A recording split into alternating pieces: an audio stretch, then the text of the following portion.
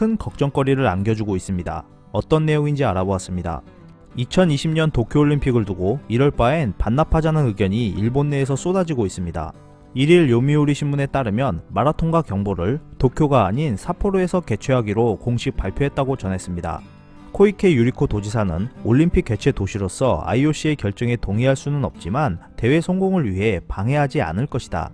하지만 이것은 합의 없이 결정된 일이다 라고 말했습니다. 도쿄는 지금까지 이러한 의견에 강력히 반대를 해왔습니다.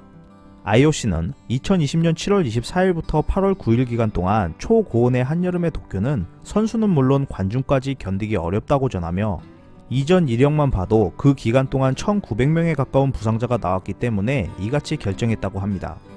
일각에서는 올림픽 기간을 조율하면 되지 않느냐는 이야기도 나오고 있는데요.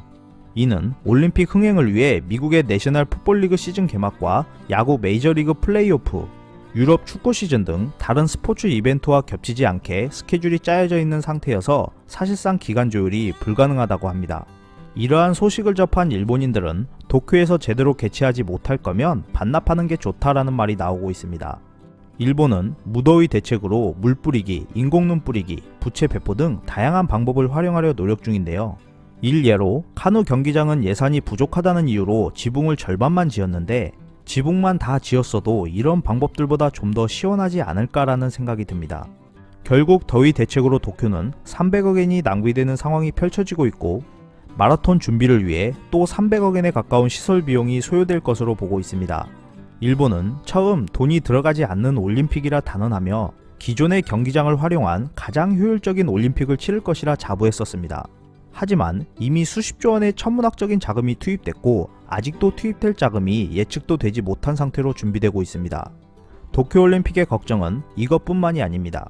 최근 러시아 해커 집단이 도쿄올림픽을 조준하고 스포츠 기관들에 대한 사이버 공격을 감행하고 있다고 합니다.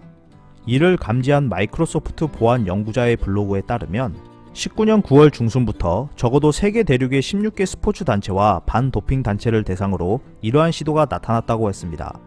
마이크로소프트에 따르면 도쿄올림픽 관련 조직을 향한 사이버 해킹 시도는 러시아 선수의 참가 금지를 검토하기 시작한 며칠 전부터 시작되었다고 했습니다. 이러한 시도는 개회식에서 인터넷을 중단시키거나 올림픽에 대한 루머를 확산시키며 올림픽 대회 시스템의 바이러스 감염과 데이터 유실 등을 발생시키는 것으로 알려졌습니다.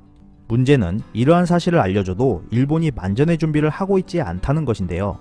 전략미 국제연구센터의 제임스 루이스는 현재 일본이 패닉에 빠져있는 상태는 아니지만 곧 그렇게 될 가능성이 존재한다고 언급했습니다.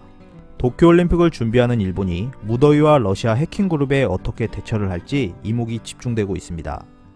이상 피커TV였습니다. 감사합니다.